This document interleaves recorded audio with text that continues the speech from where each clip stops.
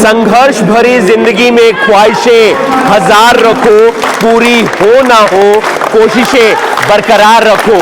नितेश कुमार आप देख सकते हैं आज B24 एकेडमी में पहुंचे हैं और बच्चे उनका स्वागत कर रहे हैं। जरूरी भी हो जाता है स्वागत, क्योंकि नितेश ने जीता है गोल्ड मेडल। तो ये तस्वीर आप देख पा रहे हैं B24 स्पोर्ट्स कॉम्प्लेक्स करनाल में नितेश कुमार का जो है स्वागत किया जा रहा है और खुशी का मौका है, खुशी का पल है, क्योंकि पैरा ओलंपिक में नितेश कुमार ने गोल्ड मेडल हासिल किया।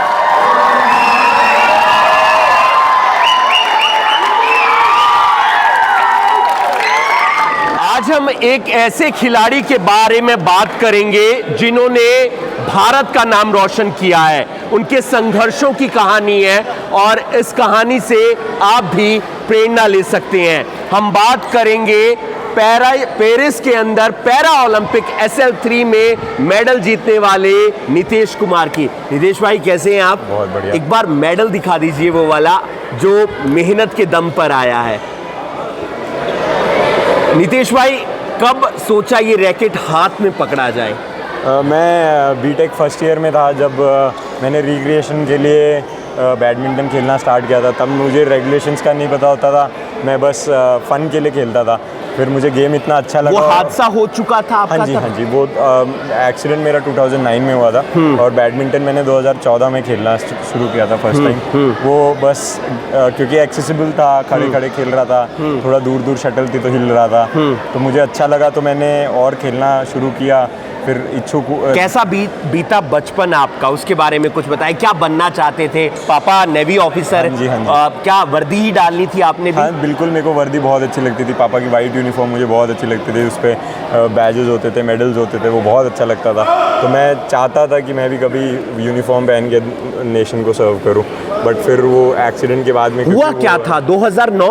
हाँ जी, विशाखापट्टनम जी। किस लिए गए हुए थे आप? हम फन वीकेंड था, नॉर्मल फ्रेंडली मैचेस वगैरह खेल के आ रहे थे। वापस आते टाइम आया बैडमिंटन के ही? नहीं फुटबॉल। तब मैं फुटबॉल खेलता था। अच्छा। हाँ जी। तो हुआ क्या था? कुछ नहीं, रेल एक्सीडेंट में इंजरी ज़्यादा हो गई थी और फिर doctors could not save my leg, so it has to be एम्पुटेटेड।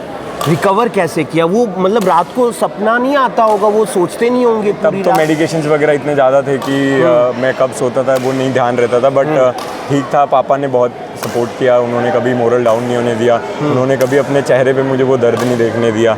वो इतना स्ट्रांग रखते थे, खुद गिव अप नहीं करते थे, मुझे नहीं गिव अप करने देते थे। तो वहाँ से कभी खेलने का तो नहीं सोचा था, बट सोचा कि थोड़ा बैक टू नॉर्मल लाइफ आएंगे। मंडी में एडमिशन हुआ आपका इलेक्ट्रिकल इंजीनियरिंग के अंदर, वहाँ का सफ़र, उससे करनाल से कैसे जुड़े? मैं पैरा बैडमिंटन मैंने खेलना स्टार्ट किया 2016 में। तो मेरी मुलाकात वहाँ हुई राकेश पांडे सर से, जो हमारे यहाँ डिप्टी डायरेक्टर हैं। वो उस टाइम पे कोच होते थे करनाल में। तो मैं उनसे मिला, फिर उनके पास मैं खेलना शुरू किया मैंने 2018 में। और फिर जब 2019 में मेरी गवर्नमेंट जॉब लगी, तब उसके बाद मैं ट्रांसफ़र रिक्वेस्ट करके कि मुझे मेरे कोच के पास ट्रेनिंग करने दीजिए, मैं करनाल ट्रांसफ़र हुआ मेरा। और कैसा लगता है करनाल आपको? बहुत अच्छा लगता है। मेरे को बहुत पीसफुल सिटी लगती है और अच्छा लगता है, अपना सा लगता है। अब तो 5 साल मैंने बहुत सुना है कि आप मंडी से मतलब हर हफ्ते आया करते या हर दिन, कैसा क्या था वो, कुछ बताएं उसके बारे में। मैं जब 7 सेमेस्टर में था, 8 सेमेस्टर में था, तो जॉब लग चुकी थी? जॉब नहीं लगी थी। जॉब नहीं लगी? हाँ, उससे पहले के तो मैं पांडे सर के पास खेलने आता था। अब क्योंकि कॉलेज में इतनी कोचिंग फैसिलिटीज़ थी नहीं, तो मैं क्या करता था, मैं फ्राइडे को रात को बस से बैठ के आता था, सैटरडे संडे सर के पास खेल के संडे रात को वापस चला जाता था। तो वो था कि मैं हर वीकेंड पे सर के पास आता था ट्रैवल करके खेलने के लिए, फिर वापस जाता था। तो बस वैसे ही प्रमोद भगत सर और विराट कोहली। विराट कोहली को तो हर कोई जानता है, प्रमोद भगत जी को वो तमाम लोग जानते हैं जो एथलीट हैं या खिलाड़ी हैं, लेकिन सब लोग नहीं जानते। उनके बारे में भी बताएं, कैसे उनसे आप लोग प्रेरणा लेते हैं? मैं जब पैरा बैडमिंटन मैंने शुरू किया तो प्रमोद भगत जी SL3 कैटेगरी के ही वर्ल्ड चैंपियन थे, जिसमें आप खेलते हैं। जी। तो मैंने जब खेलना शुरू किया तो वो क्योंकि मेरी कैटेगरी के, तो मैं उनको देखता था काफ़ी, और फिर हमारी शुरू से ही बातचीत काफ़ी अच्छी होती थी। तो हम काफ़ी एक दूसरे के साथ में हमने बहुत कुछ शेयर किया। मैंने उनकी जर्नी के बारे में मुझे पता चला, कहाँ उनका स्ट्रगल था, कहाँ से निकल के उन्होंने ये सब अचीव किया।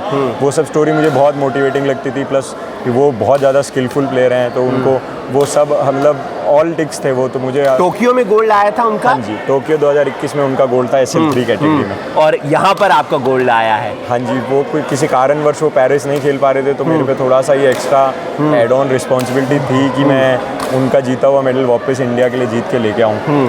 तो जब मैच जीतने के बाद में मेरे पास मेरा फ़ोन नहीं था, स्विच ऑफ था, तो वहाँ पे एक हमारे टीममेट थे, मैंने उनको बोला कि प्लीज़ मेरी भगत भैया से बात करवाओ। तो मैंने जब उनसे बात करी, मैंने उनको यही बोला कि मतलब भैया अभी 4 साल और ये गोल्ड हमारे पास। सौरव गांगुली कहाँ से बन गए थे आप? मतलब वो मुकाबला जब आप जीते, मैंने देखा शर्ट उतारी थी आपने। नहीं, मैंने शर्ट उतारी नहीं थी, वो हाँ। मैंने और जो मेरे ओपोनेंट थे डैनियल बेथल, वो एज अ गुड स्पोर्टमैनशिप, क्योंकि मैच बहुत अच्छा था। हाँ। दोनों के लिए बहुत इंपॉर्टेंट मैच था, दोनों गोल्ड मेडल लड़ रहे थे, और मैच क्योंकि इतना डेप्थ तक गया था। बता दें उस मैच के बारे में थोड़ा सा, बता दें क्या सिचुएशन हो गई थी। 23 तक पहुंच गया था शायद स्कोर। हाँ जी, तो वो मैच इतना अच्छा था, तो बस उसी लिए एज अ स्पोर्ट्समैनशिप हमने टी शर्ट्स एक्सचेंज करी थी, इसीलिए मैं पिक्चर्स में विदाउट टी शर्ट था। बाकी लेकिन अच्छा मोमेंट था, बहुत अच्छा मोमेंट, बहुत अच्छा मोमेंट था। उस टाइम पे मुझे रियलाइज़ नहीं हो रहा था कि मैं कैसे सेलिब्रेट करूंगा, ना मैंने पहले सोचा था, ना जीतने के बाद मैंने कुछ ऐसा सोच के किया। वो जो भी था वो इमोशंस थे, अपने तरीके से बाहर आ रहे थे। अब मैच की बात करें तो मैच बहुत अच्छा था। मुझे पता था कि उस पर प्रेशर है, क्योंकि वो टोक्यो में सिल्वर मेडलिस्ट था। तो उस और सर के सामने, प्रमोद सर के सामने उन्होंने मैच खेला, तो और तब भी वो काफ़ी अच्छा खेल रहा था, और भैया डाउन थे, फिर आगे मैच जीते थे। और वो पिछले टोक्यो से पेरिस के बीच में बहुत कंसिस्टेंटली खेला। क्या स्कोर रहा था आपका फाइनल में? 23 थर्ड सेट 23-21, यानी कि वो भी फाइनल तक, मतलब पूरा लास्ट तक गया। तो बट मुझे कॉन्फिडेंस था कि उस पर प्रेशर मेरे से ज़्यादा है, वो मेरे से ज़्यादा इम्पेशेंट है। तो बस पूरा मैच में वो पेशेंस के ही दम पे खेला, और बीच में थोड़ा सा मैं भी इधर उधर नर्वस हो गया था, बट लास्ट में मैं कॉन्फिडेंट था कि मैं ये मैच निकाल सकता हूँ, और वही हुआ। उसने ही गॉट इम्पेशेंट। उसने नितेश भाई, हर्डल बहुत आते हैं लाइफ में, हर व्यक्ति के आते हैं, कैसे पार पाएं, दर्शकों को बता दें। कभी गिव अप मत कीजिए, क्योंकि जो छोटे मोटे ये हर्डल्स आते हैं वो कुछ ना कुछ आपको सिखा के जाते हैं। कोई जो भी हार होती है वो आपको कुछ सिखा के जाती है। जैसे मैं डैनियल बेथल से पिछले 1.5-2 साल में 8 बार हारा था, और कभी जीता नहीं था। बस वो डर था उस दिन? डर नहीं था, क्योंकि उस दिन मैं आज तक, मैं अगर अपने एक्सपीरियंस से बताऊं तो मैं आज तक का मेरा बेस्ट परफॉर्मेंस था, मेंटली फिज़िकली, क्योंकि मैं पूरा जोन आउट था। मुझे कोई कुछ एहसास नहीं था कि बाहर क्या हो रहा है, मैं कुछ सोच नहीं रहा था कि कैसे होगा क्या होगा। मैं बस उस गेम के बारे में सोच रहा था, और एक एक पॉइंट के बारे में। अभी वर्ल्ड रैंकिंग क्या है आपकी? मैं पेरिस पैरालंपिक गया तब वर्ल्ड नंबर 1 था, अभी भी मैं वर्ल्ड नंबर 1 हूँ। बच्चों के लिए क्या करेंगे? कोच हैं, सीनियर कोच हैं, जिम्मेदारी ज़्यादा है, पेरिस के बाद और बढ़ गई है, बच्चों के लिए क्या करेंगे? बच्चे के लिए वही है, मैं जब भी करनाल आता हूँ अपनी ट्रेनिंग के बीच से जब भी टाइम मिलता है, तो मैं बच्चों के साथ में ज़्यादा से ज़्यादा खेलना प्रेफर करता हूँ, क्योंकि वो भी बहुत उत्साहित होते हैं कि मैं आता हूँ, वो मेरे साथ खेलते हैं। तो मैं भी चाहता हूँ कि मैं खेल के ज़रिए ज़्यादा से ज़्यादा उनको चीज़ें बता पाऊँ, दिखा पाऊँ, क्योंकि जब छोटे बच्चे होते हैं उनको सब कुछ बता के नहीं समझाया जाता है, कुछ कुछ दिखा के समझाया जाता है। जब मैं उनके साथ खेलता हूँ, मैं उनको चीज़ें बताता हूँ, तो बाद में वो खुद मेरे से पूछते हैं कि सर आप ये शॉट कैसे खेलते हैं, सर ऐसी सिचुएशन में क्या करना है। तो मैं मोस्टली अपने एक्सपीरियंस से उनकी हेल्प करने की कोशिश करता हूँ। फ़िलहाल पिछले कुछ साल मेरे खेलने में बिजी रहे, मेरी ट्रेनिंग में। अभी भी मैं थोड़ा सा लुक फॉरवर्ड करता हूँ कि आने वाला कुछ और समय में अपने खेलने पे ज़्यादा फोकस करूँ, थोड़ा बहुत बच्चों को भी दें, थोड़ा बहुत साइड लाइन बच्चों को भी दूँ, बट मैं अभी भी अपने टूर्नामेंट है आगे कोई? हाँ, अभी हमारे इंटरनेशनल टूर्नामेंट्स हैं, बट क्योंकि अभी सर्किट बहुत बड़ा था, पिछले 2-2.5 साल में मैं बहुत टूर्नामेंट खेला हूँ। लास्ट ईयर में 15 इंटरनेशनल खेला हूँ, तो बहुत टायर्ड स्केड्यूल था 2-2.5 साल का। तो अभी मैं थोड़ा सा ब्रेक चाहता हूँ, थोड़ा रेस्ट करके घूमना फिरना है थोड़ा बहुत। हाँ, थोड़ा बहुत माइंड रिफ्रेश, बॉडी रिफ्रेश होगी। फिर शादी हो गई है आपकी? नहीं, अभी नहीं। इच्छा अभी तक नहीं है, क्योंकि पिछले बहुत टाइम से एक ही चीज़ की तरफ बढ़ रहा था, तो वो थॉट आपका गोल था, तो वो थॉट कभी आया नहीं। अभी भी उसके बारे में सोचा नहीं है, क्योंकि अभी मैं बस ये एंजॉय करना चाहता हूँ। प्राउड दिया है पूरे भारत को, इस तिरंगे को। एक बार मेडल मैं भी छू सकता हूँ? रखिए आप, मैं आप पर बस हाथ लगाना चाहूँगा। ये गोल्ड मेडल जिसके लिए पूरे देश मेहनत करता है। पांडे सर हैं हमारे साथ।